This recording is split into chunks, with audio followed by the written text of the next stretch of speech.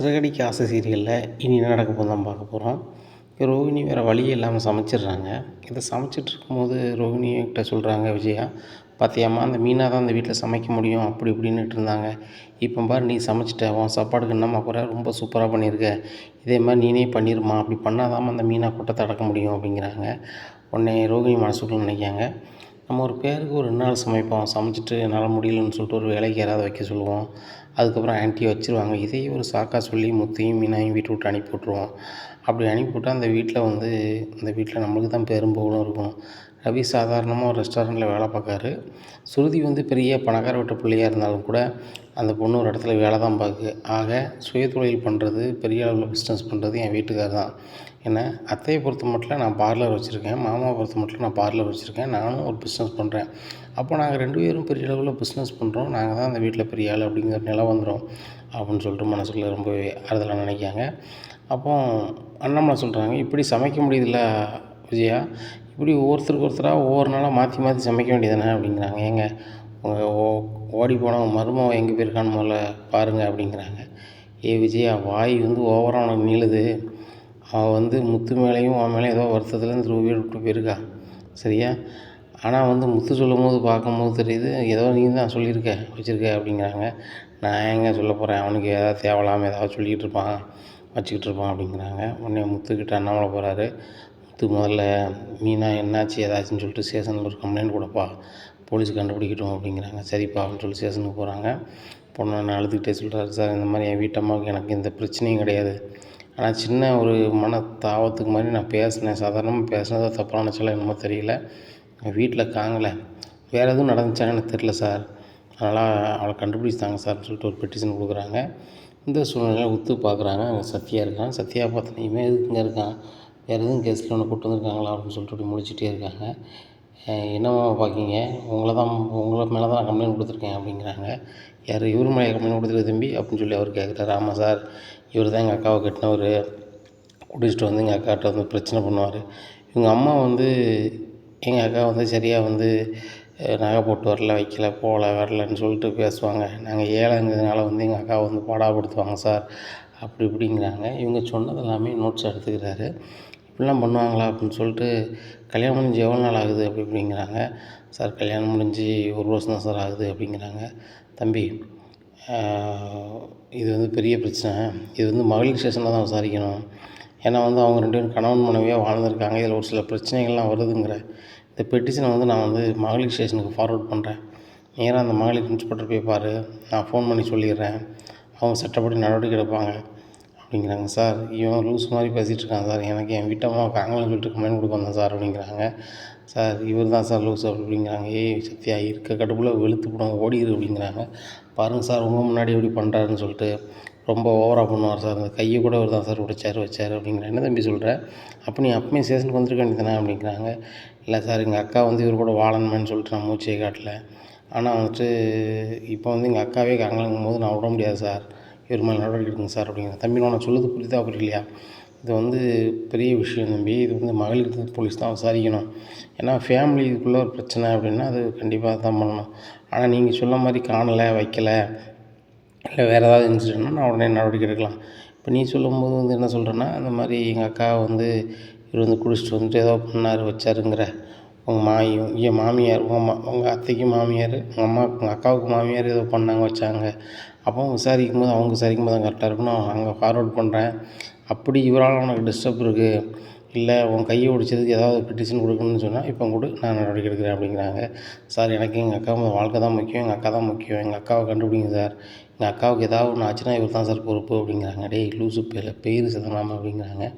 உடனே தம்பி, நீங்கள் யார், என்ன வரோம் அப்படிங்கிறாங்க. சார், என் பேர் முத்து சார், நான் டிரைவராக இருக்கேன், இவன் தேவையில்லாமல் கம்ப்ளைண்ட் பண்ணியிருக்கான், எனக்கு இவனுக்கு ஆகாது, அதுபோக எனக்கு வேண்டாத ஆள்கிட்ட வேலை பார்த்துட்ருக்கான் சார், அவங்கள்ட்ட போகக்கூடாதுன்னு சொன்னதுக்கு எனக்கு தேவையில்லாமல் பொண்ணு சொல்லிகிட்டு இருக்கான் அப்படிங்கிறாங்க.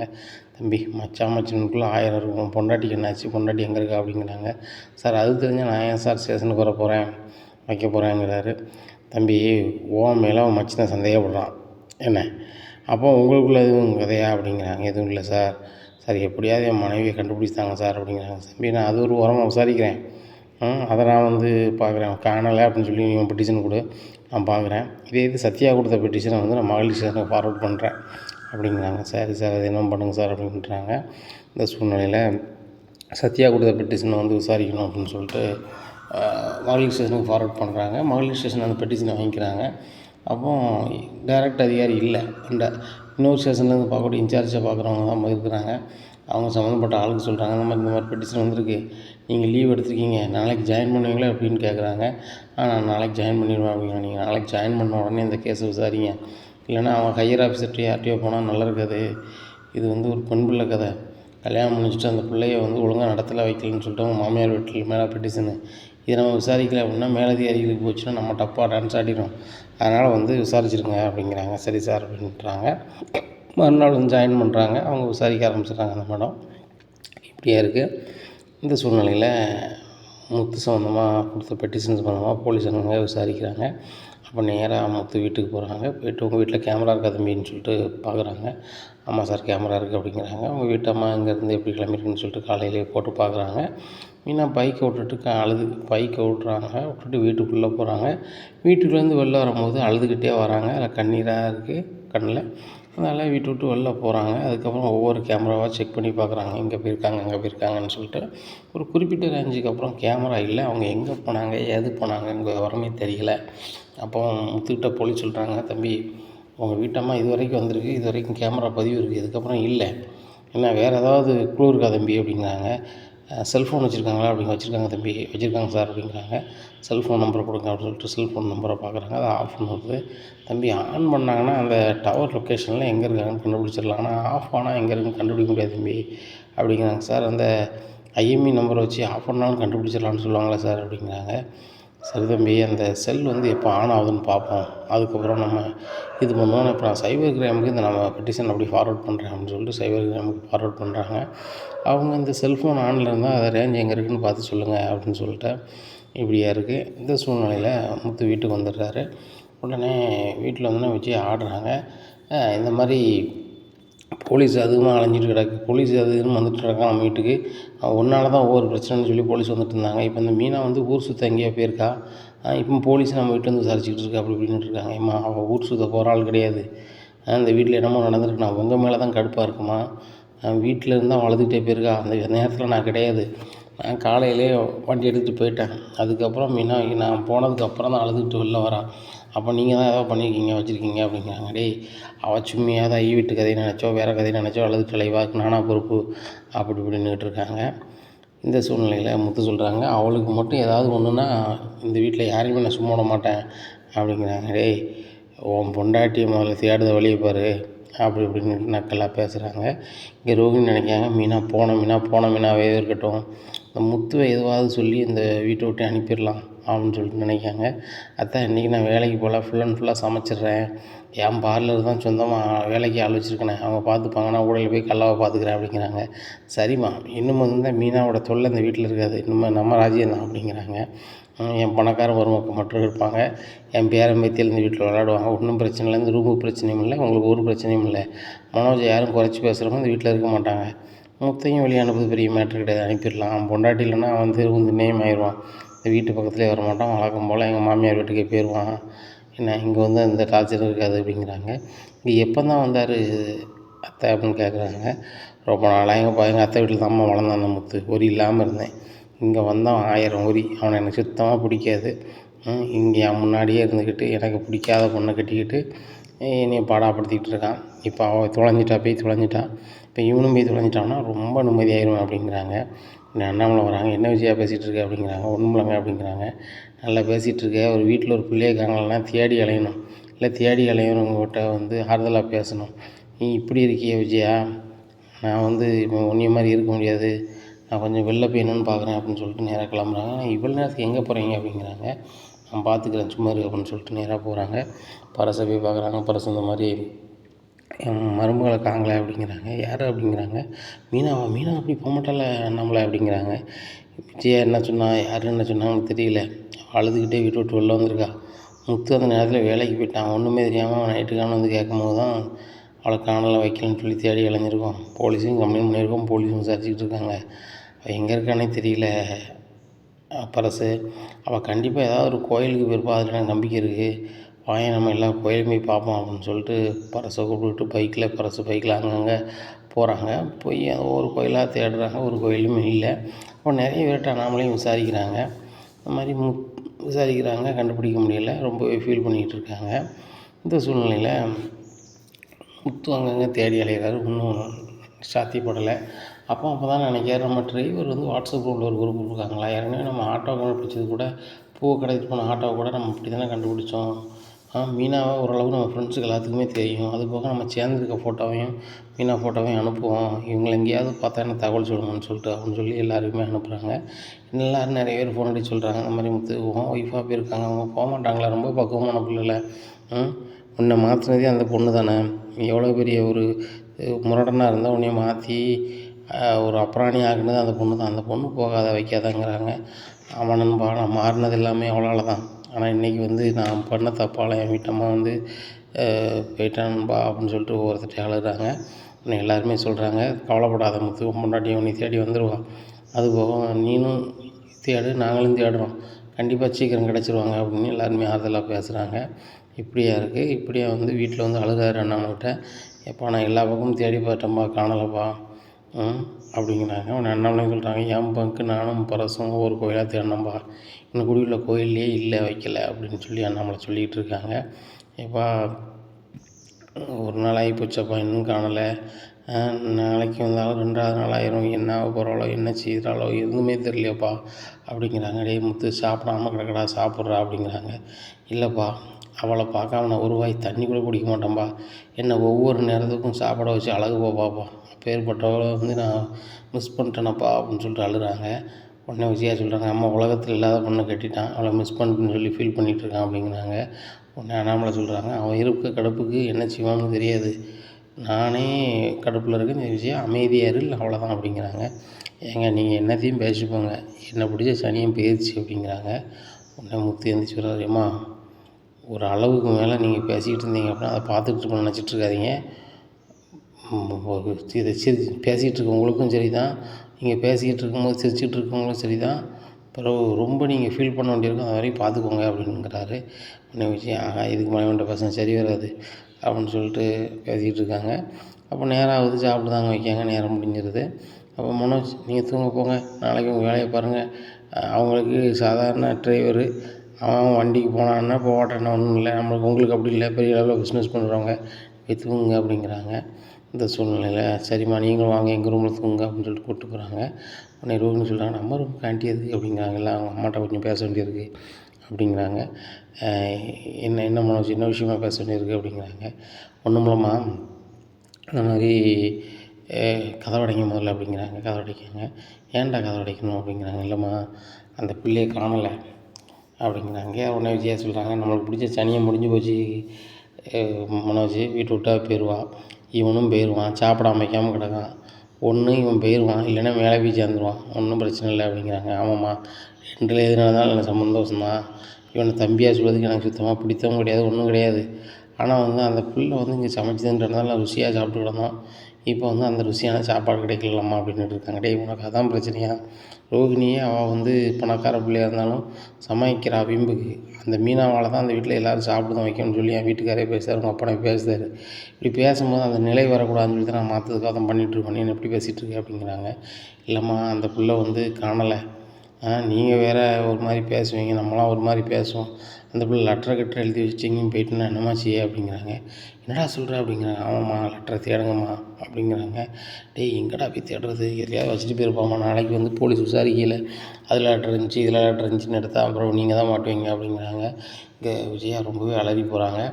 அப்போ ரோகிணி சொல்கிறாங்க, மீன் அந்த மாதிரிலாம் செய்ய மாட்டாங்க, அந்த மாதிரிலாம் டைப் கிடையாது, யாரையும் கஷ்டப்படுத்த மாட்டாங்க அப்படின்ட்டு இருக்காங்க. ரோகிணி நீ நினைக்க வேண்டியதான், கடைசி காலத்தில் யார் வந்து எதை செய்தாங்கன்னு தெரியாது, எந்த புத்துக்குள்ளே எந்த பாம்பு இருக்குன்னு தெரியாது, அதனால் வந்து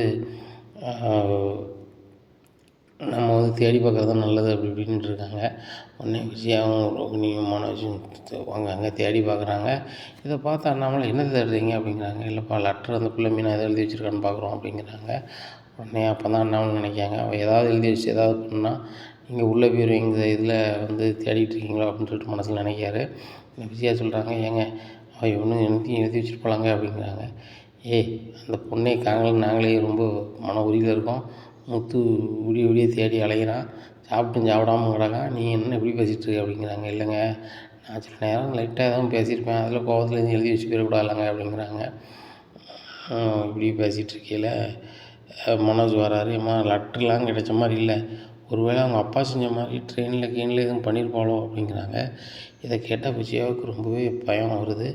ஆஹா, அந்த பிள்ளை எதையாவது சொல்லிட்டு யார்ட்டையாவது சொல்லிட்டோ இல்லைனா லெட்டர் எழுதிட்டோ அதை மனோஜ் சொன்ன மாதிரி அப்பா செஞ்ச மாதிரி செஞ்சிட்டான்னா நல்லா மாட்டிப்பேன். நான் வேறு அவகிட்ட ஏட்டி கூட்டி பல முறை பேசியிருக்கேனே, இது எதுவும் எழுதி வச்சுருக்காளோ, அவள் வேறு 12 வரைக்கும் படித்தோம்னு சொல்லுதாங்களே அப்படி இப்படின்னு சொல்லிட்டு பல மாதிரி யோசிக்காங்க. இப்படி யோசிச்சுட்டு இருக்கும்போது மனோஜ் பக்கத்தில் வராருமா, அவள் வந்து அப்படி பண்ணதாம்மா அதிகம் வாய்ப்பு இருக்குது. எந்த ரயில்வே ட்ராக்கோ எங்கேயோ என்னவோ எதுவும் வாங்குறாங்க, டேய் நீ வேறு பயங்கட்டாடா அப்படிங்கிறாங்க. ஏம்மா ஒன்றும் பிரச்சனை இல்லை, காலையில் விடுன்னு சொன்னேன், நம்ம 2 பேரும் நம்ம 3 பேரும் ஒரு இடத்துக்கு போய்ட்டு வந்துடுவோம்மா என் காரில் அப்படிங்கிறாங்க. எங்கடா அப்படிங்கிறாங்க. இல்லை நம்மளுக்கும் அந்த மீனாவுக்கு எந்த சம்மந்தம் இல்லைன்னு சொல்லி போலீஸ்ட்டு சொல்லிட்டு வந்துடுவோம் அப்படிங்கிறாங்க. உடனே சரி மனோஜ் அப்படிங்கிறாங்க. இந்த சூழ்நிலையில் போலீஸ் வந்து அந்த மகளிர் ஸ்டேஷனுக்கு பெட்டிஷன் போனோடனே அந்த ஆஃபீஸர் வந்துடுறாங்க, லீவில் போன ஆஃபீஸர் வந்துடுறாங்க. வந்தோடனே அந்த பெட்டிஷனை கையில் எடுத்துகிட்டு மீனானா யார், மீனா என்ன வேலை பார்க்குறாங்க, அவங்களுக்கு எத்தனை வருஷம் முடி கல்யாணம் ஆச்சு, என்ன வரும், அந்த பிள்ளையோட டைப் எப்படி, எதனால் அந்த பிள்ளை காணாமல் போயிருக்கு, அந்த வீட்டில் என்ன நடந்துச்சு அப்படின்னு சொல்லிட்டு முதல்ல நம்ம ஊர் உலகத்தில் விசாரிச்சிடணும்னு சொல்லிட்டு ஊர் உலகத்தில் போகிறோம் விசாரிக்காங்க. சுற்றி இருக்க வீடுகள், மீனா குடியிருந்த வீடுகள், அவங்க நண்பர்கள், வேலை பார்க்குற இடங்கள், அங்கே பஜாருக்கு போகக்கூடிய இடங்கள் எல்லாத்தையுமே விசாரிக்கிறாங்க. இந்த விசாரிக்கும்போது ஒவ்வொருத்தராக மீனா மேலே ரொம்பவே நல்ல பேராக சொல்கிறாங்க. பக்கத்து வீட்டிலாம் விசாரிக்கையில் இந்த விஜயா மாமியார் பணம் காணாது, இந்த பிள்ளை மட்டும் ஒரு கஷ்டப்பட்ட வீட்டிலேருந்து வந்ததுனால இந்த பிள்ளையை மருமகனாவே கூப்பிட மாட்டாங்க, வைக்க மாட்டாங்க. மற்ற 2 மருமகளும் பெரிய பணக்காரின்னு சொல்லி ரொம்ப அந்த அம்மா பவுசாக பேசும். இந்த மீனாவை தான் வந்து அதை சம இதை சம அப்படி இப்படின்னு சொல்லி ரொம்பவே அந்த கொடுமைப்படுத்துவாங்க. அதனால் இவங்க கொடுமையை தாங்காம தான் அந்த பிள்ளை எங்கேயோ போயிட்டோ இல்லை நம்ம பண்ணிட்டாங்களோ தெரியல, ஆனால் அந்த பிள்ளை நடமாட்டம் இல்லை அப்படி இப்படின்னு சொல்கிறாங்க. போலீஸ் எல்லாத்தையுமே இதை ஒரு ஆதாரமாக எடுத்துக்கிறாங்க, நோட் பண்ணி வச்சுக்கிறாங்க. வாய்மொழியாக பேசுகிறவங்கள்ட்ட வாய்மொழி ஸ்டேட்மெண்ட் வாங்கிக்கிறாங்க. இப்போ விசாரிக்கும் போது நாங்கள் அப்படி விசாரணைக்கு ஆஜரான மகாஜூர்லேயும் ஒருத்தரையும் கையெழுத்து வாங்கிக்கிறாங்க. இந்த மாதிரி இருக்குது. இப்படி இருக்கையில் சரி ரைட்டு அப்படின்னு சொல்லிட்டு இவங்க வந்து சம்மன் அனுப்பி அந்த லேடியை விசாரிக்கணும் அப்படின்னு சொல்லிட்டு நினைக்காங்க. இந்த சூழ்நிலையில் காலையிலே விடியுது. விடிஞ்ச உடனே மனோஜ், ரோஹிணி, விஜயா வந்து 3 பேரும் குசு குசுன்னு பேசுகிறாங்க. உடனே அண்ணாமலை பார்க்குறாங்க. வீட்டில் அந்த பிள்ளைய காணல, கொஞ்சமாவது அதை பற்றி அக்கறை இருக்கவங்களுக்கு மனோஜ் தேடி போய் பார்க்கலாம்ல அப்படிங்கிறாங்க. ஏப்பா அவள் பூக்காரி, எங்கேயும் போகலை, எனக்கு தேவையில்லை, இந்த வீட்டை விட்டு ஒழிஞ்சு போகணும்னு நினச்சேன், போயிட்டாப்பா அப்படிங்கிறாங்க. டேய் இந்த பேச்சு வந்து முத்து கேட்குற மாதிரி நீ பேசணுன்னா நீ பேசுகிற மேனாடியில் பல் இருக்காது அப்படிங்கிறாங்க. எப்பா உள்ளது தானே, அவள் வந்து எங்கேயோ சுத்தணும்னு நினச்சி சுற்றுதா, இவன் வந்து அவனை கண்டுக்கிடாமல் ஃப்ரீயாக விட்டான், அதனால தான் இப்படி. எது ரோஹிணி வந்து என்கிட்ட சொல்லாமல் போகலாப்பா எப்பாடா அப்படிங்கிறாங்க. டேய் உன் பொண்டாட்டி சண்டை போட்டு எங்கேயோ போகலையா, அதுக்கப்புறம் எங்கே போனோன்னே சொல்லாமல் வீட்டுக்கு வரலையா, அது மாதிரி கோவத்தில் யாராவது செய்கிறது தான், அதனால் இப்படிலாம் பேசாத, இப்படிலாம் பேசிக்கிட்டு இருந்தால் ஒரு வீட்டுக்கு கூட்டு குடும்பத்துக்கு நல்லது கிடையாது அப்படிங்கிறாங்க. எப்பா நீங்கள் சொல்லுது வேணும் நான் ஏற்றுக்கிறேன், ஆனால் வந்துட்டு அந்த பொண்ணு வந்து வீட்டில் சொல்லாமல் போனது மிகப்பெரிய தப்புப்பா அப்படிங்கிறாங்க. டேய் அது உனக்கு மிகப்பெரிய தப்பாக தெரியுது, உன் பொண்டாட்டியும் உங்கள் அம்மையும் வந்து அவன் மனசுக்கு சொல்கிற மாதிரி ஏதோ பேசியிருக்காங்க, அதை என்னன்னு சொல்ல மாட்றாங்க, அது உனக்கு தப்பாக தெரியலையா அப்படிங்கிறாங்க. ஏம்மா எப்பா அவங்க பேசுகிறாங்கன்னு சொல்லி என்ன ஆதாரம் இருக்குது சொல்லுங்கள், வீட்டிலேருந்து அழுதுகிட்டே போனான்னு சொல்லிட்டு கேமரா பதிவே காமிக்கிறீங்க, ஆனால் வீட்டுக்குள்ளே கேமரா கிடையாது, அந்த பிள்ளையே வேறு ஏதாவது ஃபீல் பண்ணிட்டு அழுதுட்டு போயிருக்கலாம்ல அப்படிங்கிறாங்க. டேய் இந்த மாதிரி உங்களால் தான் பேச முடியும், உங்களை மாதிரி நன்றி கிட்டத்தனமாக இருக்க முடியாது, அந்த பிள்ளை கையால் சாப்பிட்டு வாங்குற முறையிலும் அவள் உப்பு சாப்பிட்டாங்கிற முறையிலும் அவளை தேடி அலைஞ்சு தான் ஆகணும், அப்பேற்பட்ட ஒரு மகளை வந்து நான் மிஸ் பண்ண விரும்பலை, நான் தேடி போகிறேன் அப்படிங்கிறாங்க. உடனே பரசு வந்துடுறாங்க. அண்ணாமலை நான் வந்துட்டேன், ஒரு காரை வர சொல்லிட்டு நம்ம போய் என்னென்னு பார்த்துருவோம் அப்படிங்கிறாங்க. எங்கே போகிறீங்க அப்படிங்கிறாங்க. ஏய் வேலையை பார்த்துக்கிட்டு இரு அப்படின்னு சொல்லிட்டு அண்ணாமலை பரசு கூட கிளம்பி போகிறாரு. நேராக கிராமத்துக்கு போகிறாங்க. பாட்டி வீட்டுக்கு போனோடனே எம்மா அப்படிங்கிறாங்க. அண்ணாமலை வா, பரசு வா, பரசு நீ வந்தெல்லாம் எவ்வளோ நாளாச்சு அப்படிங்கிறாங்க. எப்படி இருக்கீங்கம்மா, நல்லா இருக்கீங்களா அப்படின்னு கேட்குறாங்க. நல்லா இருக்கேன்பா, நீ எப்படி இருக்க, உடம்புக்கு எப்படி இருக்கு, நல்லா இருக்கு, என் வீட்டில் உங்கள் வீட்டில் என் பேத்தியெல்லாம் எப்படி இருக்காங்க அப்படிங்கிறாங்க. அது சம்மந்தமாக தான் உங்கள்கிட்ட பேச வந்திருக்கேம்மா அப்படிங்கிறாங்க. என்னப்பா அப்படிங்கிறாங்க. மீனாவை காங்கம்மா அப்படிங்கன்னா காங்கலையா அப்படிங்கிறாங்க. என் பேத்தி மீனாவை காங்கலையா அப்படின்னு சொல்லி அந்த பாட்டி ரொம்ப அழுறாங்க. உடனே பாப்பாத்தி பாட்டி ஓடி வராங்க. என்னாச்சிரம்மா அப்படிங்கிறாங்க. இந்த மாதிரி மீனாவை காங்கலையா அப்படின்னு சொல்கிறாங்க. அந்த முத்து போய் என்ன செஞ்சுட்டானா வச்சிட்டானா இல்லை கோவப்பட்டானா அப்படிங்கிறாங்க. முத்துக்கு அதுக்கும் எந்த பிரச்சனையும் இல்லை, விஜயா தான் என்னமோ சொல்லியிருப்பான்னு நினைக்கிறேன். முத்து வேலைக்கு போன பிறகு அழுதுகிட்டே அந்த பிள்ளை போயிருக்கு, பைக் ஓட்டிட்டு எங்கேயோ போயிட்டா. போலீஸ்லாம் வந்து விசாரித்து பார்த்தாங்க, கேமராவில் எங்கேயும் இருக்கான்னு சொல்லிட்டு காணலை, என்ன செய்யனே தெரிலம்மா அப்படிங்கிறாங்க. என்ன நாமளே சொல்கிறேன் அப்படிங்கிறாங்க. ஆமாம் ரொம்ப கஷ்டமாக இருக்குது அப்படி இப்படின்னு இருக்காங்க. சரிட்டு வேறு எங்கே போயிருப்பாவா அப்படிங்கிறாங்க. இல்லைம்மா எங்கள் வீட்டுக்கு வந்து இந்த கிறிஸ்டின் ஒரு பையன் வந்தான், அவங்க பாட்டி வீடு நம்ம பக்கத்து கிராமத்தில் தான், அது எங்கேன்னு தெரில அப்படிங்கிறாங்க. பாப்பாத்தி அவள் உனக்கு சொந்தக்காரி தானே ராணி அப்படிங்கிறாங்க. ஆமாம். சரி அவள் வீடை கொண்டு காமி, காமிச்சு அங்கே பிற்காலம்னு கேளுங்க. நானும் இங்கே நான் குலதெய்வம் கோயிலுக்கெலாம் கூப்பிட்டு போனேன், அங்கெல்லாம் வந்திருக்காலும் பார்த்து வரேன்னு சொல்லி பாட்டி இங்கே தேடி அலைகிறாங்க. இவங்க கூட காரில் ஏறி நேராக ரோகிணி அம்மா வீட்டுக்கு போகிறாங்க. இவங்க வரதை பார்த்தோன்னா ரோகிணி அம்மா ரொம்பவே ஷாக் ஆகிடுறாங்க. ஆகா எல்லாம் தெரிஞ்சுட்டு தான் வந்திருப்பாங்க போலையே அப்படின்னு சொல்லிட்டு நம்ம மன்னிப்பு கட்ட வேண்டியதான் அப்படின்னு சொல்லிட்டு என்னை மன்னிச்சிடுங்கய்யா அப்படிங்கிறாங்க. அம்மா உங்கள்கிட்ட மன்னிப்பு கேட்க என்ன இருக்குது, மீனா வர சொல்லுங்கம்மா அப்படிங்கிறாங்க. மீனா வர சொல்லணுமா அப்படிங்கிறாங்க. இல்லை மீனா இங்கே தான் வந்திருக்கா அப்படின்னு கேட்குறாங்க. மீனாலாம் இங்கே வரல, நாங்கள் உங்கள் வீட்டில் வந்துருந்ததுனால உங்களுக்கு உங்கள் வீட்டு அம்மாவுக்கும் பிரச்சனை ஆயிடுச்சா வேறு எதுவும் பிரச்சனைன்னு சொல்லி தான் மன்னிப்பு கேட்டேன் அப்படிங்கிறாங்க. ஒரு பிரச்சனை இல்லைம்மா, மீனாவை திடீர்னு காணலை, என் வீட்டம்மா என்ன சொன்னாலும் தெரியலை, அதனால் வந்து அவளை காணலம்மா, தேடி அலையிறம்மா, ரொம்ப கஷ்டமாக இருக்குது அப்படிங்கிறாங்க. மீனா அப்படி ஒரு போகிற பொண்ணு கிடையாது அப்படிங்கிறாங்க. எனக்கும் தெரியுமா, நான் அப்படி ஒரு முடிவு எடுக்க மாட்டான், பல மாதிரி யோசிப்பா. இந்த சூழ்நிலையில் வந்து என்னத்தை நினச்சாலும் தெரில, அவளை காணலை, ஒரு வேளை எங்கேயும் இப்போ எங்கே வந்திருப்பாளோ அப்படின்னு தான் வந்தம்மா அப்படிங்கிறாங்க. உடனே இங்கே வந்தால் தான் நான் உடனே ஃபோன் அடிச்சிருப்பேன் வீட்டுக்கு அப்படிங்கிறாங்க. அதுவும் சரி தான், மீனாவை பார்த்தீங்கன்னா முத்துக்கு ஃபோன் அடிச்சிருங்க அப்படின்னு சொல்லிட்டு கிளம்புறாங்க. உடனே இவங்களும் ஒவ்வொரு இடம் தேடி பார்க்குறாங்க, மீனாவை கண்டுபிடிக்க முடியல. வீட்டுக்கு ரொம்பவே சோகமாகறாங்க. உடனே விஜயா என்ன உங்கள் மருமகளை கிடைச்சிட்டாளா அப்படிங்கிறாங்க. உனக்கு நக்கல்டி அப்படின்னு சொல்லிட்டு அண்ணாமலை ரூமுக்கு போகிறாங்க. உடனே மனோஜ் சொல்கிறாரு, ஏம்மா வாங்க நம்ம ஸ்டேஷனுக்கு வரை போய்ட்டு வந்துடுவோம் அப்படிங்கிறாங்க. இப்போ எதுக்குடா அப்படிங்கிறாங்க. ஏம்மா நான் தான் சொன்னோம்ல நம்ம மேலே இந்த தப்பு இல்லைன்னு சொல்லி ஸ்டேஷனில் போய் சொல்லிட்டு வந்துடுவோம் அப்படின்னு சொல்லிட்டு லா அண்ட் ஆர்டர் ஸ்டேஷனுக்கு போகிறாங்க. அங்கே போய் சார் இந்த மாதிரி மீனான ஒரு பொண்ணை காணலைன்னு சொல்லிட்டு பெட்டிஷன் கொடுத்ததாக சொன்னாங்க. அந்த பொண்ணுக்கும் நம்மளுக்கும் சம்மந்தம் கிடையாது, அது எங்கள் வீட்டு மருமக தான், அவ்வளோதான். ஆனால் எங்கள் அம்மா அது எதுவும் சொன்னதும் கிடையாது, வச்சதும் கிடையாது. ஏன்னா நாங்கள் வந்துட்டு எந்த நிரபராதின்னு சொல்லி தான் வந்தோம் அப்படிங்கிறாங்க. தம்பி அந்த பொண்ணை காணலாம் வைக்கலன்னு விசாரிச்சுட்ருக்கோம், அந்த பெட்டிஷன் தான் எங்கிட்ட இருக்குது. நீங்கள் சொல்கிற மாதிரி பெட்டிஷன் வந்து ஒரு பிள்ளை வந்து கல்யாணம் பண்ண பிள்ளையை நீங்கள் வந்து ஒழுங்காக நடத்தலை வைக்கலங்கிற பெட்டிஷன் மகளிருக்கு போயிடுச்சு. அந்த பெட்டிஷன் சம்மந்தமாக நீங்கள் வந்து மகளிர் ஸ்டேஷனுக்கு போங்க அப்படிங்கிறாங்க. நேராக மகளிர் ஸ்டேஷனுக்கு போகிறாங்க. அங்கே வந்து ஏட்டையாக ஒரு ஆள் வந்து கேட்குறாங்க, அவங்ககிட்ட பூரா பதில் சொல்லிகிட்டு இருக்காங்க. அப்போ எஸ்ஐ கூப்பிட்றாங்க வாங்க அப்படிங்கிறாங்க. சார் அதான் சொல்லிட்டேன் மேடம் அப்படிங்கிறாங்க. ஹையர் ஆஃபீஸர்கிட்ட சொல்லணும், நீங்கள் வந்து லோயர் ஆஃபீஸர்கிட்ட சொல்லக்கூடாதுல்ல அப்படின்னு சொல்லிட்டு ஹையர் ஆஃபீஸர்கிட்ட நடந்தது பூரான்னு சொல்கிறாங்க. அவங்க நோட்ஸ் எடுத்துக்கிறாங்க. சரி வீட்டுக்கு போங்க அப்படிங்கிறாங்க. அடுத்தாப்புல இவங்களுக்கு ஒரு சம்மன் அனுப்புகிறாங்க. போலீஸ் வீட்டுக்கு வராங்க. வீட்டுக்கு வந்துட்டு விஜயா இருக்காங்களா அப்படிங்கிறாங்க. உடனே ரோகிணி உள்ளே இருக்காங்க அப்படிங்கிற அத்தவங்களை போலீஸ் கூப்பிட்றாங்க அப்படிங்கிறாங்க. என்ன மேடம் அப்படிங்கிறாங்க. என்ன மேடமா, உங்களை விசாரிக்கும் போது அக்கம் பக்கத்தில் எல்லாமே சொல்கிறாங்க, அந்த பிள்ளையை நீங்கள் ரொம்ப கஷ்டப்படுத்திருக்கீங்கன்னு சொல்லிட்டு, அதனால் உங்களை கஸ்டடியில் எடுத்து விசாரிக்கணும், அந்த வழக்கு சம்மந்தம் விசாரிக்கணும், நீங்கள் ஸ்டேஷனுக்கு வாங்க அப்படிங்கிறாங்க. நான் இப்போ தானே ஸ்டேஷனில் வந்து எனக்கு எதுக்கும் சம்மந்தம்னு சொல்லிட்டு வந்தேன் அப்படிங்கிறாங்க. நீங்கள் சொல்லிட்டு வந்தால் மட்டும் அப்படி விட்டுற முடியுமா, உங்களை வந்து ஓரமாக அங்கே இருக்க தான் சொன்னேன், ரைட்டர் தான் அவங்கள அனுப்பி விட்ருக்காங்க, நீங்கள் ஸ்டேஷனுக்கு வாங்க, அதுக்குள்ளே சம்மனை பிடிங்க அப்படின்னு சொல்லி சம்மனை பிடிச்சி கூப்பிட்றாங்க. இதை பார்த்த விஜயா பயங்கரமாக பயப்படுதாங்க. உடனே அண்ணாமலை வராங்க, எங்கே சொல்லுங்க எனக்கு அதுக்கும் சம்மந்தம் இல்லைன்னு சொல்லிட்டு அப்படிங்கிறாங்க. உடனே அண்ணாமலை சொல்கிறாங்க, மேடம் என் வீடு இருக்கிற நிலைமையில் நீங்கள் கூட்டி போனால் எங்களுக்கு கூட கொஞ்சம் அசிங்கம், கொஞ்சம் பொறுங்க மேடம், நானே கூப்பிட்டு வரேன் அப்படிங்கிறாங்க. உடனே சரிங்க சார் அப்படின்ட்டு போகிறாங்க. என்னங்க எனக்கு அதுக்கும் சம்மந்தம் இல்லை, நீ ஏன் கூப்பிட்றேன்னு கேட்பீங்கன்னு பார்த்தா இப்படி சொல்கிறீங்களே அப்படிங்கிறாங்க. அவங்களுக்கு பெட்டிஷன் போயிருக்கு, அந்த பொண்ணை காணலை, அவங்க விசாரிக்கிறாங்க, நீ கொடுக்குற ஸ்டேட்மெண்ட்டை கொடு, அது போக அந்த பொண்ணு வந்து என்ன சொல்லுதோ அதுதான் தீர்ப்பு, அந்த பொண்ணு வந்து உன் கொடுமையால் தான் போச்சுன்னு சொன்னாங்கன்னா நீ உள்ளே வெளியே வர முடியாது, களி தான் திங்கணும். எங்கள் அத்தைக்கு இதுக்கும் சம்மந்தம் இல்லைன்னு அவன் சொல்லிட்டான்னா உனக்கு பிரச்சனை கிடையாது, பார்த்துக்கோ, அந்த பொண்ணுக்கு சீக்கிரம் கிடச்சான்னா நீ வெளியே, இல்லைன்னா உள்ளே அப்படிங்கிறாங்க. இந்த சூழ்நிலையில் ஸ்டேஷனில் கொண்டு வச்சுருக்காங்க. இப்படியா இருக்குது. இந்த சூழ்நிலையில் விஜயா ரொம்பவே கதறாங்க ஸ்டேஷனில், எனக்கு எதுக்கும் சம்மந்தம் இல்லை வைக்கலை அப்படிங்கிறாங்க.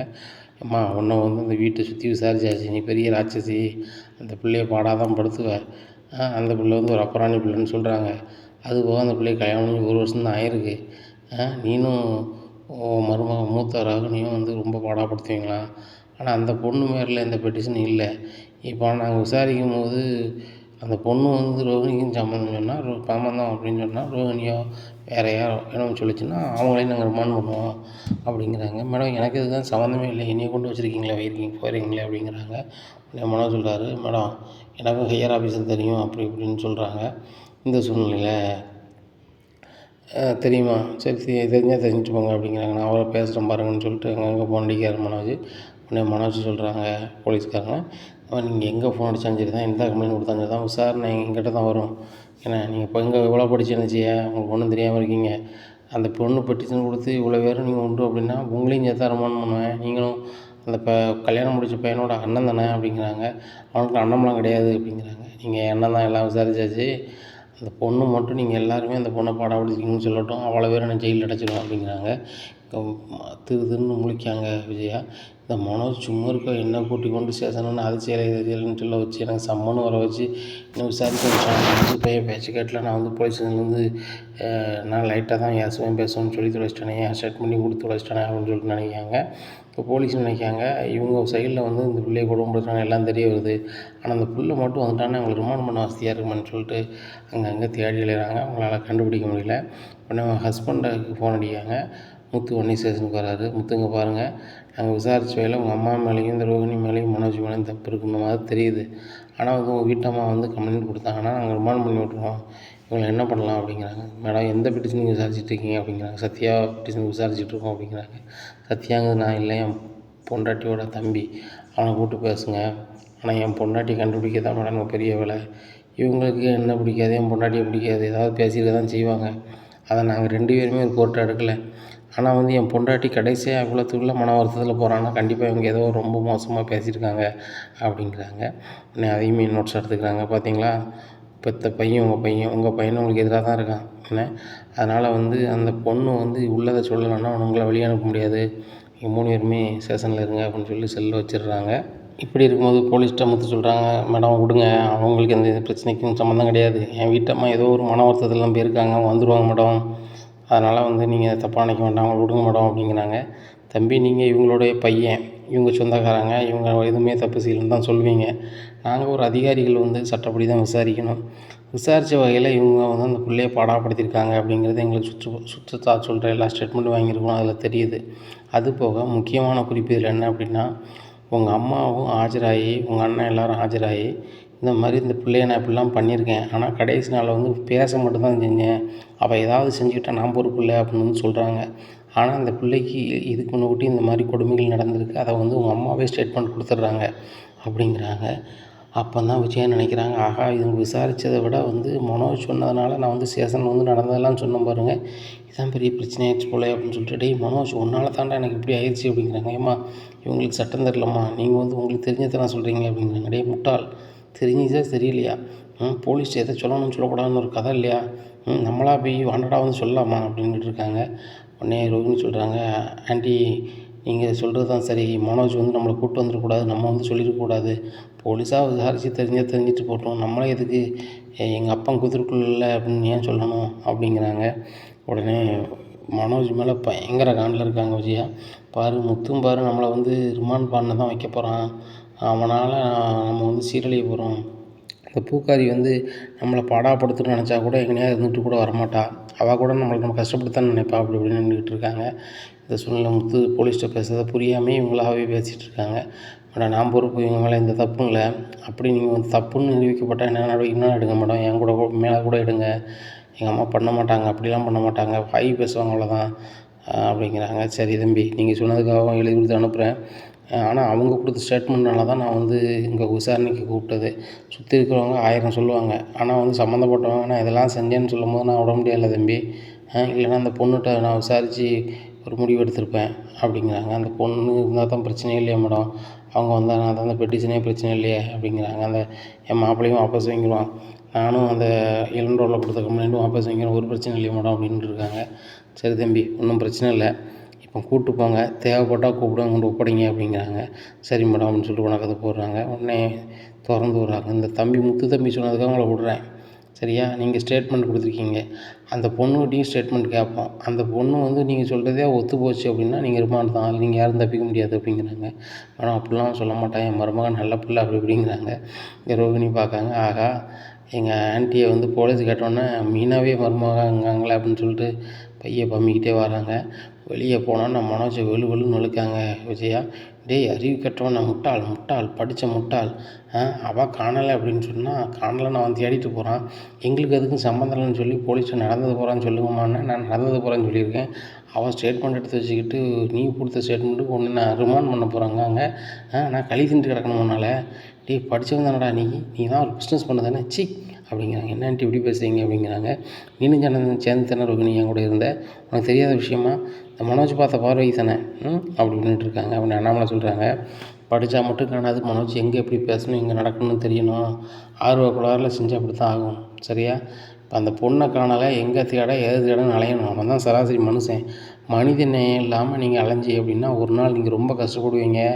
உங்கள்கிட்ட பணம் இருக்கும், உங்களை சுற்றி இருக்கவங்ககிட்ட அன்பு இருக்காது, அன்னைக்கு வந்து நீங்கள் நரக வேதனையை அனுபவிக்க வேண்டியிருக்கும், அதை பார்த்துக்கோங்க அப்படிங்கிறாங்க. உடனே மனம் சொல்கிறாரு, எப்பா பணம் இருந்தால் எதனாலும் மாற்றலாம்பா, பணம் பாதாள வரைக்கும் பாயும்பா, இன்றைக்கி நிலைமைக்கு நான் வந்து பெரிய முதலாளின்னு சொல்லி பணம் கொடுத்துருந்தானே நீ விசாரிச்சிருக்க மாட்டாங்க அப்படிங்கிறாங்க. ஏன் செஞ்சுருக்க வேண்டியதுதானே அப்படிங்கிறாங்க அண்ணாமலை. உடனே மனோஜ் சொல்கிறாரு, எப்போ இன்றைக்கி நிலைமைக்கு நான் செஞ்சு சரி வராது, என் தொழில் பிஸ்னஸ் பாதிக்கும்னு சொல்லிட்டு நான் செய்யலப்பா அப்படின்னு பில்டப் பண்ணுறாங்க. என் முத்து சொல்கிறாரு, இப்போ நான் இருக்க வைத்திருச்சலவங்க இடக்கு முடக்கா பேசிக்கிட்டு இருந்தால் போட்டு வெளு வெளுன்னு வெளுத்து விடுவோம்பா, சத்தனா பேர் சொல்லுங்க இந்த இடத்த விட்டு அப்படிங்கிறாங்க.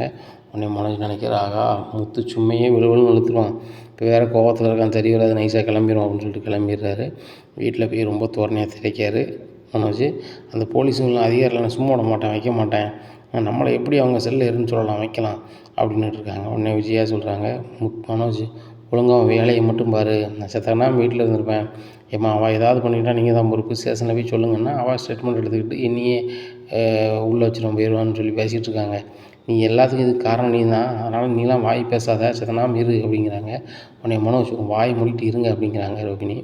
இப்படியா இருக்குது இந்த சூழ்நிலையில் மீனா வந்து ஒவ்வொரு கோயிலாக போகிறாங்க, சாப்பிடாமே அலைகிறாங்க. இங்கே ரொம்பவே கிறக்கமாயிருது. அந்த கோயில் கொஞ்சம் தள்ளி தான் வந்து ஒரு அந்த மெஸ் இருக்குது. அந்த மெஸ்ஸு பக்கத்தில் வந்து ஆதித்யா மெஸ் இருக்குது. அந்த மெஸ்ஸு பக்கத்தில் வந்துட்டு மயங்கி விழுந்துடுறாங்க. எல்லோரும் தண்ணி தெளிக்கிறாங்க. தண்ணி தெளிச்சுட்டு தண்ணியை கொடுக்குறாங்க. என்னம்மா இப்படி ஆயிடுச்சு, என்னம்மா நீ யார் அப்படிங்கிறாங்க. இல்லை நான் சாப்பிடாமே வந்தேன்னா அதனால தான் இப்படி ஆயிடுச்சு அப்படிங்கிறாங்க. என்னம்மா சாப்பிடவே இல்லையா அப்படிங்கிறாங்க. 2 நாளாக சாப்பிடல அப்படிங்கிறாங்க. என்னம்மா அப்படின்னு சொல்லிட்டு அந்த மெஸ் ஓனரோட ஒய்ஃபும் அவங்களும் கூட்டி கொண்டு சாப்பாடு கொடுக்காங்க. சாப்பிட்டோன்னா ரொம்ப நன்றியா அப்படிங்கிறாங்க. நீ யாரும்மா, என்ன உரமான்னு கேட்குறாங்க. அதை மட்டும் கேட்காதீங்க, எனக்கு யாரும் இல்லை, என் வாழ்க்கையே வீணாக போச்சு அப்படி இப்படிங்கிறாங்க. இல்லைம்மா எல்லார் வாழ்க்கையும் காப்பாற்ற கடவுள் இருக்கார், நீ கடவுளை மட்டும் நம்பிக்கையாக இருமா, எந்த கடவுளை நீ கும்பிடுதோ அந்த கடவுளை கும்பிட்டுருக்காமா, ஆனால் உனக்கு கடவுளை நீ கைவிட மாட்டார், கடவுளாக பார்த்தா எங்களுக்கு அனுப்பியிருக்காரு, எங்களுக்கு பிள்ளைகள் எதுவும் இல்லை, நாங்கள் பொம்பளை பிள்ளைகள், எனக்கு ஒரு பொம்பளை பிள்ளை இருந்தான்னா நாங்கள் தாயாக வளர்த்துருப்போம், அந்த மாதிரி நீ நினச்சிக்கிறோம்மா, நீ பேசாமல் எத்தனை நாளைக்கு கூட அங்கே இருமா, உன் பாட்டில் சாப்பிடு வை, ஒன்றும் பிரச்சனை இல்லை அப்படிங்கிறாங்க. ஐயா என்னால் முடிஞ்ச உதவி உங்களுக்கு செய்கிறேன் அப்படிங்கிறாங்க. ஏம்மா இன்றைக்கி நீ ரெஸ்ட் எடுமா அப்படின்னு சொல்லி ரெஸ்ட் எடுக்க வைக்கிறாங்க. உடனே மீனாவுக்கு நல்லா தெளிஞ்சோன்னே மெஸ் வச்சுருக்கீங்களா அப்படிங்கிறாங்க. ஆமாம், இதுவும் நல்லது தான், எனக்கு சமைக்க தெரியும், நான் என்னால் முடிஞ்சதை செய்கிறேன் அப்படிங்கிறாங்க. சரிம்மா உனக்கு என்னது முடியுமோ அதை செய்யுமா அப்படிங்கிறாங்க. இவங்க செய்கிற வகை எல்லாமே மீனாக விதவிதமாக வைக்கிறாங்க. இந்த டேஸ்ட்டை பார்த்து அந்த மெஸ் ஓனருக்கு பயங்கரமாக பிடிச்சி போது, என்னம்மா இவ்வளோ பிரமாண்டமாக சமைக்க அப்படிங்கிறாங்க. உடனே அந்த அவங்களும் சொல்கிறாங்க, நான் இவ்வளோ காலமாக சமைச்சிருக்கேம்மா, இவ்வளோ ருசியாக சமைக்கலை, நான் இவ்வளோ ருசியாக சமைக்கேம்மா அப்படிங்கிறாங்க. இல்லை எங்கள் வீட்டில் வந்து சமைக்கிறது எனக்கு முதல் வேலை, அதுக்கப்புறம் பூ வியாபாரம் பார்ப்பேன், என்னை கெட்டினவருக்கு என்னை வந்துட்டு பிடிக்கலை, அவர் வந்து என்கிட்ட கடமைக்கு வளர்ந்துருக்காரு, நான் கல்யாணம் முடிச்சு போன இடம் பெரிய வசதியான இடம், அவங்க வந்து என்னை வந்து ஒரு ஏழைங்கிறதுனால வந்து அந்த வீட்டில் ஏற்றுக்க மாட்டுறாங்க, என்னை பெற்றவங்க வீட்லேயும் எனக்கு அப்பா கிடையாது, எங்கள் அம்மா, என் தங்கச்சி, என் தம்பி தான், அங்கே போனால் அவங்களுக்கு பாரமாக இருக்காதான், நான் வந்து யாருக்கும் பாரமாக இருக்க விரும்பலைன்னு சொல்லிட்டு தான் கோயிலாக போனேன்.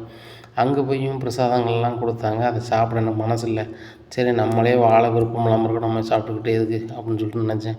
கடைசியாக தான் நடக்க முடியாமல் உங்கள் கேண்டீன் பக்கத்தில் மயங்கி விட்டேன், நீங்கள் எனக்கு உதவி செஞ்சுருக்கீங்க அப்படிங்கிறாங்க. இல்லைம்மா எனக்கு உதவி செஞ்சது நீம்மா, இன்றைக்கி இந்த மெஸ்ஸை எப்படி நடத்த போகிறோம், கஷ்டப்படும் ஆகிப்போச்சு எங்களுக்கு. இன்றைக்கி வந்து இந்த நிமிஷம் சமைச்சிருக்க இன்றைக்கி கொடுத்துருக்கேன்னா உன்னுடைய உழைப்பு தான். எங்களால் வயசாகி போச்சு, இது தொடர்ந்து நடத்த முடியுமானே தெரில. நீ வந்து சேர்ந்தது எங்களுக்கு ஒரு பெரிய பிரயோஜனம். அதுபோக வந்து எங்களுக்கு மகன் இல்லாத ஒரு மகன் இல்லை, நாங்கள் அனாதை அப்படிங்கிற நிலையில் இருந்தோம். இன்றைக்கி நீ பிள்ளையா நீ வந்துட்டோமா அப்படின்ட்டு இருக்காங்க. ஐயா, நீங்கள் எனக்கு தங்கம் இடம் கொடுத்து சாப்பாடும் கொடுத்து என்ன வச்சுருக்கீங்க, ரொம்ப நன்றியா அப்படிங்கிறாங்க.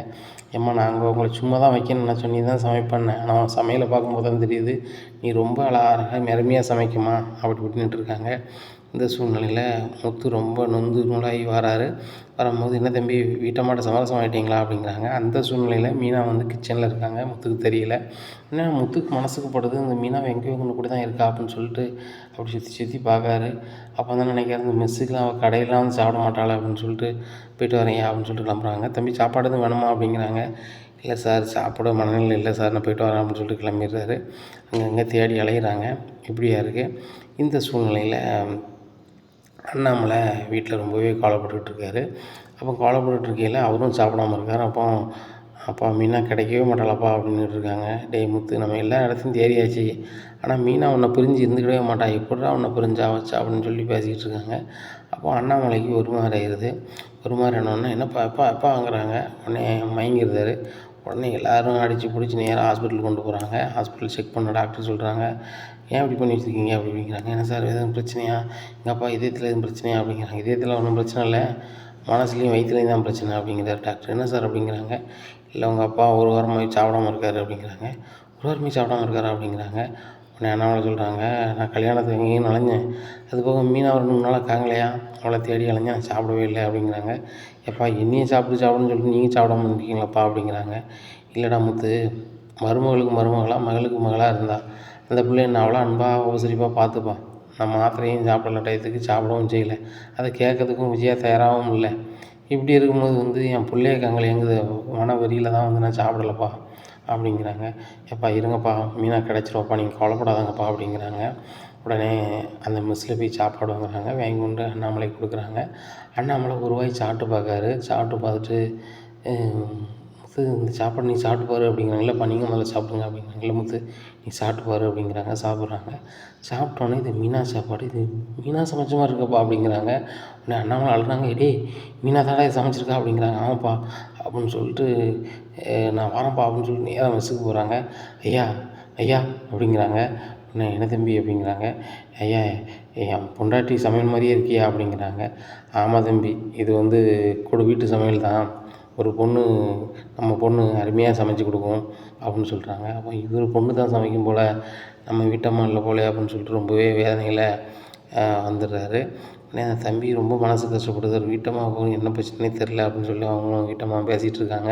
இப்படியா இருக்குது. நேராக இங்கே வராங்க ஹாஸ்பிட்டலுக்கு. என்னடா ஆச்சு, மீனா கிடச்சாலடா அப்படிங்கிறாங்க. இல்லைப்பா, அந்த மெஸ் வச்சுருக்காங்கல்ல, அவங்களோட மகா சமைச்சதான், மீனா எங்கே போனானே தெரிலப்பா அப்படிங்கிறாங்க. டேய், மீனாவை எப்படியாவது கண்டுபிடிக்கணும்டா, என்ன ஆனாலோ ஏதானாலும் சாப்பிடலையோ அப்படிங்கிறாங்க. உடனே முத்து ஓன்னு அழுகிறாரு. முத்து அழுகிறத பார்த்தோன்னே மனோஜுக்கும் விஜயாவுக்கும் ரோகிணிக்கும் பயங்கர சந்தோஷமாக இருக்குது. என்னெல்லாம்டா ஆடினேன், அந்த பூக்காரி ஒன்றும் இல்லாதவா, அவள் தொலைஞ்சி போனால் இவன் அழுவுதான், ஃபீல் பண்ணுதான். ரைட்டு, கொஞ்ச நாள் நீனும் போய் சேர போகிற, இல்லைன்னா அந்த வீட்டை விட்டே போக போகிற, எங்களுக்கு ஜாலி தான் அப்படின்னு சொல்லி 3 பேரும் ஒருத்தருக்கு பார்த்து சிரிக்காங்க. அப்போ கூட இந்த மீனை இல்லாமல் நம்ம வந்து ருசியாக சாப்பிடலை, நம்மளை இவ்வளோ அன்பாக பார்த்துக்கிட்டா அப்படிங்கிற நினப்பு யாருக்குமே இல்லை, அண்ணாமலையும் முத்தை தவிர. இப்படியா இருக்குது. அந்த சூழ்நிலையில் வந்து ரோகிணி சொல்கிறாங்க, மாமா நாங்கள் பார்லருக்கு நான் போகணும், நான் கிளம்பி போகிறேன் அப்படின்னு சொல்லிட்டு கிளம்புறாங்க. மனோ சொல்கிறார், நான் பிஸ்னஸுக்கு போகிறேன் அப்படின்னு சொல்லிட்டு அவர் கிளம்பி போகிறாங்க. விஜயா சொல்கிறாங்க, நான் வீட்டுக்கு போகிறேன் அப்படின்னு சொல்லிட்டு போகிறாங்க. பார்த்தீங்களாப்பா, உங்களுக்கு என்னாச்சு, ஏதாச்சும் இல்லை, அவங்களுக்கு தேவை போனால் அந்த மாதிரி தான் இருக்காங்க அப்படிங்கிறாங்க. உடனே முத்துக்கிட்ட அண்ணாமலை சொல்கிறாங்க, முத்துங்க பாரு, நீனும் ஒய்ஃபோ வந்து பணத்தை பெருசாக நினைக்கல, உறவை பெருசாக நினைக்கிறீங்க. ஆனால் உலகம் அப்படி இல்லை, உலகம் வந்து பணம் தான் பெருசாக நினைக்காங்க. அதனால் உலகத்தில் எல்லார்கிட்ட இருக்க பணம் அவங்ககிட்ட இருக்கணும், அதே போல் அதில் உள்ள இறக்கமும் அவங்ககிட்ட இருக்கணும், 4 பேர்கிட்ட அன்பு இருக்கணும். இது இருந்தால் தான் வாழ்க்கையில் உண்மையிலே ஜெயிச்சதாக அர்த்தம். பணம் மட்டும் வந்துட்டுனா ஒருத்தன் ஜெயிச்சதாக அர்த்தம் இல்லை. என்ன, கூடவே இறக்கமும் பணிவும் வரணும். 2மே மனோஜுக்கு வர வாய்ப்பு இல்லை. என்ன ஏதோ ஒரு வகையில் வந்து அண்ணன் வீட்டில் இருக்கானே அப்படின்னு சொல்லிட்டு உனக்கு தெரிஞ்சவங்க வந்து கடையை வைக்கணும்னு சொன்னாங்கன்னு சொல்லி காமிச்சு கொண்டு கொடுத்தேன். இன்றைக்கி வந்து உன்னையே மட்டம் தட்டி பேசுகிறான், ரவியை மட்டம் தட்டி பேசுகிறான். இப்படியா இருக்குது. தான் வீட்டில் ஒரு பிள்ளைய காங்கலைங்கிற கொஞ்சம் கூட அக்கறை இல்லை. நான் கடைக்கு போகிறேங்க, இந்த பிள்ளை பார்லர் போகிறேன்னு சொல்லுது. நான் இப்படிலாம் வச்சு பார்க்கும்போது நீங்கள் தனியாக அவங்கள வச்சுருக்கலாமோன்னு நினைக்கிற அளவுக்கு எனக்கு ஃபீல் ஆகுது. என்னுடைய முட்டாள்தனத்தால் தான் வந்து நான் வந்து இப்படி என் மருமகளை இழந்துட்டு நிற்கேன் அப்படின்னு அழுகிறாரு. ஏன்பா அழுற அப்படிங்கிறாங்க. இல்லைப்பா, எனக்கு 3 பையனும் கல்யாணம் முடித்து கூட்டு குடும்பமாக வச்சு ஒன்றா வாழணும்னு எனக்கு ஆசை. அதனால தான் ஒன்றா வச்சேன். இப்போ அதுவே வந்து எதிராக வந்துருச்சு எனக்கு எதிராக. பாரு, ஒருத்தருக்கு ஒன்றா ஒரு மாதிரி பேசி அந்த பிள்ளைய அனுப்பி கஷ்டப்படுத்தி அசிங்கப்படுத்தி விட்டாங்க. அந்த பிள்ளை வீட்டை விட்டு கிளம்பிருச்சு. இப்படியா இருக்குது. இந்த சூழ்நிலையில் அவங்களுக்கு கொஞ்சம் கூட உறுத்தலை. நான் பேசாமல் தனியாக வச்சுருந்தா நீங்கள் 2 பேரும் சந்தோஷமாக இருந்திருப்பீங்க. காலங்காலத்தில் ஒரு பேரன் பற்றி எனக்கு பெற்றிருந்துருப்பீங்க. நானும் வந்து பார்த்துட்டு போயிட்டு இருந்திருப்பேன். நம்ம ஒன்றா இருக்கணும்னு நினச்சது தப்பாக போச்சு முத்து. இப்போ இருக்க காலத்தில் ஒன்றாலாம் இருக்க முடியாது போல் அப்படிங்கிறாங்க. அப்படிலாம் இல்லைப்பா, எந்த காலத்துலையும் ஒன்றா இருக்கிறவங்க இருக்கலாம். ஒருத்தருக்கு ஒருத்தர் விட்டு கொடுத்து போகணும். ஆனால் வந்துட்டு யாரும் வந்து தன்னோட பெரியவங்கன்னு நினச்சிட்டு வாழ்ந்துட்டுருக்காங்கப்பா. ஒரு நாள் நான் மீனாவை கண்டுபிடிப்பேன்ப்பா. அன்னைக்கு நான் வந்து அவட்ட மன்னிப்பு கேட்பேன்ப்பா. நான் பண்ண தப்புக்கு பிராயச்சித்தம் கிடைக்குமாப்பா அப்படி இப்படின்னு இருக்காங்க. டேய் முத்து, மீனா உன்னை விட்டு எங்கேயும் போக மாட்டான். நீனும் அவளை விட்டு எங்கேயும் போக மாட்டேன். சீக்கிரம் அவளை தேடி கண்டுபிடிடா, கண்டிப்பாக கிடச்சிருவாரா. போலீஸ் எதுவும் தகவல் சொன்னாங்களா அப்படிங்கிறாங்க. போலீஸ் வந்து கேமராவில் பதிவு இல்லை, அது இல்லை, எனக்கு ஏகப்பட்ட வேலை இருக்குன்னு சொல்லிகிட்டு இருக்காங்கப்பா அப்படிங்கிறாங்க. முத்து, நம்ம தான் இனிமேல் கண்டுபிடிச்சாகணும், நம்ம தான் மீனாவை கண்டுபிடிச்சாகணும் அப்படின்னுட்டு இருக்காங்க. இந்த சூழ்நிலையில் மீனாக்கிட்ட அங்கே கேண்டீனில் மெஸ்ஸில் பேசிகிட்டு இருக்காங்க. ஏம்மா, நீ வந்ததுக்கப்புறம் வியாபாரம் 2 மடங்காக இருக்குது. இந்த வியாபாரத்தை எப்படி நடத்த போகிறோன்னு நினச்சோம். ஆனால் வந்து கடைசி காலத்தில் நீ வந்து சேர்ந்துட்ட. இவங்க மகா மாதிரி அப்படி இப்படின்னு பேசிகிட்டு இருக்காங்க. மீனா ரொம்பவே சோகமாக இருக்காங்க. மீனா, உன் மனசுக்குள்ளே ரொம்பவே பாரம் இருக்குது, ரொம்பவே அழுதுகிட்ருக்க. என்னம்மா நடந்துச்சு உன் வாழ்க்கையில், ஏது நடந்துச்சு அப்படின்னு கேட்குறாங்க. உடனே மீனா நடந்ததை பூரா சொல்கிறாங்க. எங்கள் அப்பா ரொம்ப கஷ்டப்பட்டு எங்களை ரொம்ப ஆசையாக வளர்த்தாரு. எங்கள் அப்பா வறுமை அதிகமானதுனால வந்து நான் படிக்காமல் இருந்தாலாவது என் தம்பி தங்கச்சியை படிக்க வைக்க முடியும்னு சொல்லிட்டு நான் 12க்கு அப்புறம் அப்படி நின்றுட்டேன். அப்புறம் எங்கள் அப்பா அம்மாவுக்கு ஹெல்ப்பாக நான் பூ வியாபாரம் பார்க்க ஆரம்பிச்சிட்டேன். அதுக்கப்புறம் என் தம்பி வந்து எல்லோரும் பணக்காரங்களாக இருக்காங்களே, நம்ம ஏன் ஏழையாக இருக்கேன்னு சொல்லிட்டு ஒரு பைக்கை திருடிட்டான் ஒரு வீட்டில். அந்த வீட்டில் உள்ள புகார் அளித்த உடனே அவங்க போலீஸுக்கு கூட்டி போயிட்டாங்க. இந்த அவமானம் தாங்க முடியாமல் எங்கள் அப்பா வந்துட்டு ட்ரெயினில் விழுந்துட்டாங்க. விழுந்தோடனே எங்கள் அப்பா இதுக்கு இப்படி காரணமாயிட்டோமேன்னு சொல்லி ட்ரெயின் ஓட்டினவர் தான் வந்து எங்கள் மாமா. அவர் வந்து அவர் பையனை வந்து எனக்கு பேசி கல்யாணம் பேசினாங்க. அவர் மூத்தவருக்கு பேசுனதுனால அவர் நிறைய படிச்சிருக்கேன், இந்த பொண்ணுக்கு ஆகாதுன்னு சொல்லிட்டு அவங்க அப்பா ரிட்டர்ன் பணத்தெல்லாம் வாங்கிட்டு ஓடிட்டார். அந்த சூழ்நிலையில் அவங்க தம்பி வந்து எனக்கு கல்யாணம் முடிச்சுட்டு 1 வருஷம் கூட வாழ்ந்தாங்க.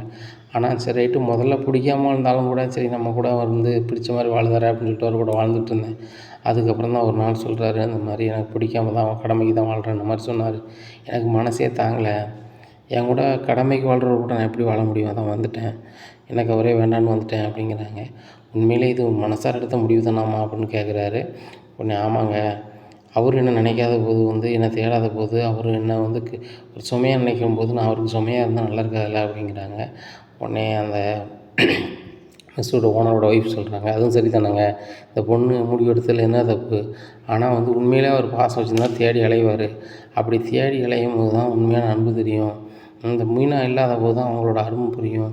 அந்த மீனா வந்து என்றைக்கு வந்து அவங்க புருஷனை பார்க்காங்களோ அன்றைக்கி அந்த பிள்ளை வருந்தி வந்து இருக்காங்கன்னு சொல்லி உணர்ந்தால் அந்த பிள்ளை அங்கே போகுது. அது வரைக்கும் நம்ம அந்த பிள்ளைகிட்ட எதுவுமே கேட்க வேண்டாம்.